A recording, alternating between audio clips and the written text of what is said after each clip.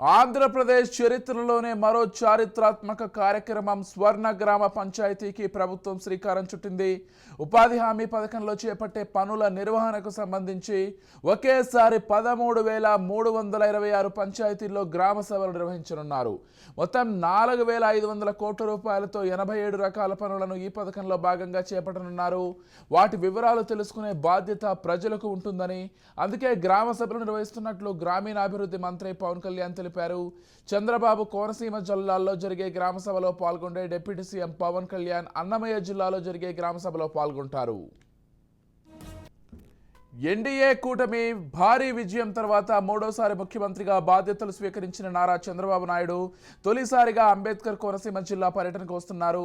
మహాత్మాగాంధీ జాతీయ గ్రామీణ ఉపాధి హామీ పథకం కింద గ్రామాల్లో అమలు చేసే ఉపాధి పనుల నిమిత్తం రాష్ట్ర వ్యాప్తంగా నిర్వహించనున్న గ్రామ సభ ప్రారంభ కార్యక్రమాల్లో పాల్గొంటారు. ఇప్పటికే వానపల్లి గ్రామంలో సభ నిర్వహణ కోసం జిల్లా collector R Mahesh Kumar, Kothapeta MLA Banda Satyanarayana Rao, Amalapuram MP Ganti Yogesh Balayogi అన్ని ఏర్పాట్లు చేశారు. తొలిసారిగా ముఖ్యమంత్రి వస్తున్న కోనసీమకు వస్తున్న వేళ భారీగా ప్రజలు తరలివచ్చే అవకాశం ఉన్నందున భద్రతాపరమైన అంశాలపై జిల్లా ఎస్పీ కృష్ణారావు స్పెషల్ ఫోకస్ పెట్టారు. రైట్, గ్రామ సభ కార్యక్రమానికి ఈరోజు శ్రీకారం చుట్టున్నారు. ఇదే నేపథ్యంలో కోనసీమ జిల్లాలో ఒక గ్రామానికి వెళ్లి చంద్రబాబు అక్కడ ఈ గ్రామ సభ నిర్వహణలో పాల్గొననున్నారు. ఇదే అంశానికి సంబంధించి మరింత సమాచారం ఇచ్చడానికి మా ప్రతినిధి విశ్వనాథ్ ఫోన్ ద్వారా సిద్ధంగా ఉన్నారు. చెప్పండి విశ్వనాథ్. Good morning Vijay. పంచాయతీలకు జవసత్వాలు ఇచ్చేందుకు కూటమి ప్రభుత్వం శ్రీకారం చుట్టింది. దానిలో భాగంగా ఈ రోజు ఆంధ్రప్రదేశ్ లోని 13,326 గ్రామ పంచాయతీల పరిధిలో గ్రామ సభలు నిర్వహించేందుకు సిద్ధమైంది. దీనిలో భాగంగా డాక్టర్ బిఆర్ అంబేద్కర్ కోనసీమ జిల్లాలో చంద్రబాబు ముఖ్యమంత్రి పర్యటించనున్నారు. ప్రధానంగా కూటమి ప్రభుత్వం ఏర్పడిన తొలిసారిగా ముఖ్యమంత్రి కోనసీమ వస్తున్న సందర్భంలో అధికార యంత్రాంగము, అదేవిధంగా తెలుగుదేశం కూటమి నాయకులు కూడా పెద్ద ఎత్తున స్వాగతం పలికేందుకు ఏర్పాట్లు చేపట్టారు. కొత్తపేట నియోజకవర్గ పరిధిలోని కొత్తపేట మండలం వానపల్లి గ్రామంలోని మహాత్మా గాంధీ జాతీయ గ్రామీణ ఉపాధి హామీ పథకంలో పాల్గొనేందుకు జరిగే గ్రామ సభలో పాల్గొనేందుకు చంద్రబాబు రానున్నారు. దీనికి సంబంధించి అధికార యంత్రాంగం అన్ని రకాల ఏర్పాట్లు చేపట్టింది. అయితే కోనసీమలో గత 2 రోజులుగా విస్తృత స్థాయిలో వర్షాలు కురుస్తున్నాయి. ఈ రోజు కూడా భారీ స్థాయిలో వర్షం కురుస్తున్న పరిస్థితి. ఈ పరిస్థితుల నేపథ్యంలో అధికార యంత్రాంగం ఏర్పాట్లు చేపట్టడంలో చాలా శ్రమించవలసిన పరిస్థితి ఏర్పడుతోంది. ప్రధానంగా అయితే కార్యక్రమం ఎట్టి పరిస్థితుల్లోనే జరిగి తీరుతుంది. ఖచ్చితంగా ఇది ప్రెస్టీజియస్ గా తీసుకున్న కార్యక్రమం కావడంతో పూర్తి స్థాయిలో అధికార యంత్రాంగం అన్ని రకాల ఏర్పాట్లు చేపట్టింది.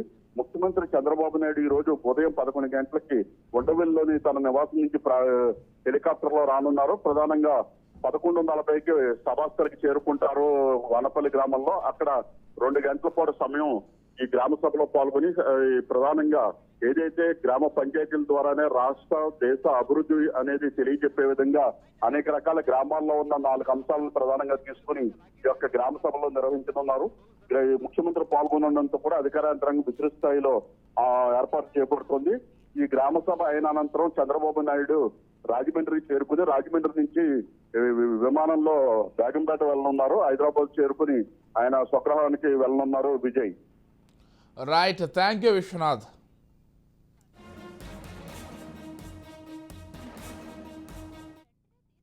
మహాత్మా గాంధీ జాతీయ గ్రామీణ ఉపాధి హామీ పథకం ద్వారా గతంలో టీడీపీ ప్రభుత్వం గ్రామాల్లో సీసీ రోడ్లు, సీసీ డ్రైన్లు, మరుగుదొడ్లు ఇలా అనేక రకాలుగా వినియోగించే పరిస్థితి ఉండేది. అయితే వైసీపీ ప్రభుత్వంలో ఉపాధి హామీ పథకం నిధులు కొంతమేరకు వేరే పథకాలకు మళ్లించారన్న ఆరోపణలు ఎదుర్కొంది. కేవలం పంట కాలువల్లో పూడిక తీయించడం, తుప్పులు తొలగించడం వంటి పనులకే పరిమితం అవ్వగా టీడీపీ కూటమి ప్రభుత్వం అధికారంలోకి వచ్చాక మళ్ళీ గత తరహాలోనే గ్రామాల్లో సీసీ రోడ్లు తదితర నిర్మాణాలకు ఈ పథకం ద్వారా చేపట్టేందుకు సన్నద్ధమైంది. ఈ పనులపై ప్రత్యేక దృష్టి సారించి గ్రామ సభలు నిర్వహించాలని సన్నద్ధమైంది.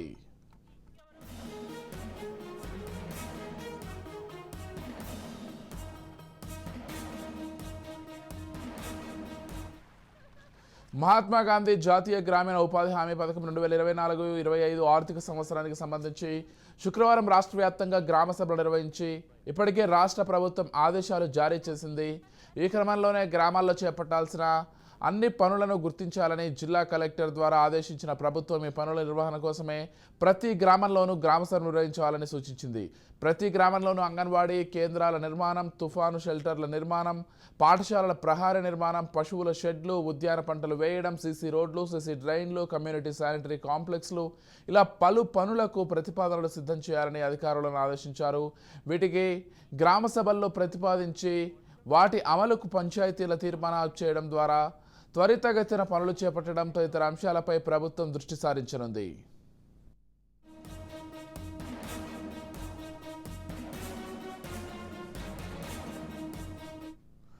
రైట్, ఇక గ్రామీణాభివృద్ధికి సంబంధించి ఆ శాఖ మంత్రి అయినటువంటి పవన్ కళ్యాణ్ అన్నమయ్య జిల్లా వానపల్లిలో ఈరోజు పర్యటించనున్నారు. అక్కడ గ్రామ సభలో పాల్గొనున్నారు. ఇదే అంశానికి సంబంధించి పూర్తి డీటెయిల్స్ అందించడానికి మా ప్రతినిధి సుదర్శన్ ఫోన్ ద్వారా సిద్ధంగా ఉన్నారు. చెప్పండి సుదర్శన్.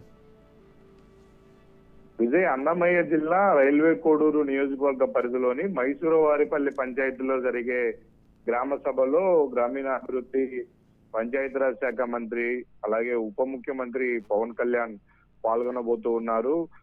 పంచాయతీరాజ్ వ్యవస్థ దేశ అభివృద్ధిలో చాలా కీలకమైంది. దాని ద్వారా గ్రామాలు అభివృద్ధి చెందితే అవి దేశ అభివృద్ధికి దోహదపడతాయన్న నినాదంతో కూటమి ప్రభుత్వం వచ్చిన తర్వాత గ్రామ పంచాయతీ వ్యవస్థ పైన ఎక్కువగా ఫోకస్ చేశారు. అందులోనూ డిప్యూటీ సీఎం పవన్ కళ్యాణ్ కొంత ప్రతిష్టాత్మకంగా తీసుకొని ఈ పంచాయతీరాజ్ వ్యవస్థను ప్రక్షాళన చేసే ప్రయత్నంలో ఉన్నారు. అందులో భాగంగానే ఈ రోజు రాష్ట్ర వ్యాప్తంగా కూడా గ్రామ సభలు నిర్వహిస్తున్నారు.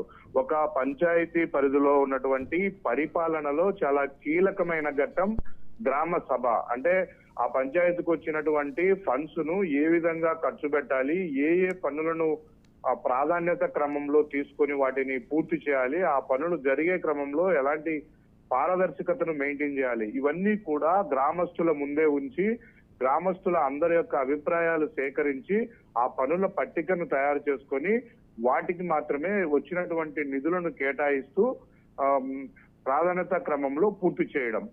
ఇది చాలా వరకు జరగట్లేదు.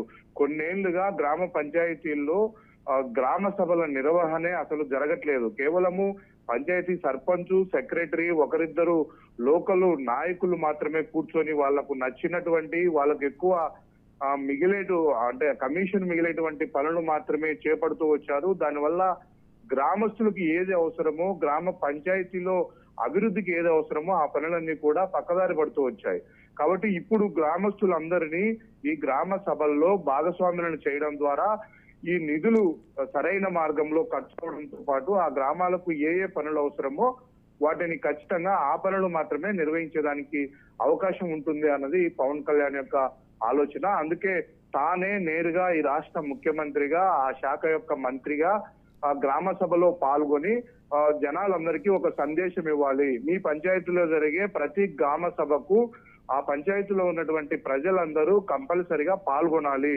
మీ యొక్క అవసరాలేంటో, మీ పంచాయతీకి కావాల్సిన పనులేంటో ఆ గ్రామ సభలో ప్రస్తావించి వాటిని మాత్రమే ఆమోదం పొందే విధంగా ప్రజలందరూ భాగస్వామ్యం అవ్వాలి గ్రామ పరిపాలనలో అనే ఒక మంచి సంకేతాన్ని ఇవ్వడం కోసం ఈ రోజు రాష్ట్ర వ్యాప్తంగా చేపడుతున్నటువంటి ఈ కార్యక్రమంలో భాగంగా రైల్వే కోడూరు నియోజకవర్గంలో జరిగే ఒక పంచాయతీ గ్రామ సభలో నేరుగా పవన్ కళ్యాణ్ పాల్గొనబోతూ ఉన్నాడు. ఆయన మంగళగిరి నుంచి తిరుపతి ఎయిర్పోర్ట్ కు చేరుకున్న తర్వాత అక్కడి నుంచి రోడ్డు మార్గం ద్వారా 10-10:30 గంటలకు రైల్వే కోడూరు చేరుకొని అక్కడ గ్రామ సభలో పాల్గొంటాడు. ఆ గ్రామ సభ ముగిసిన తర్వాత అన్నమయ్య ప్రాజెక్టు తెగిపోవడం కారణంగా ముప్పుకు గురైనటువంటి గ్రామాల్లో ప్రధానమైన గ్రామం పులపత్తూరు.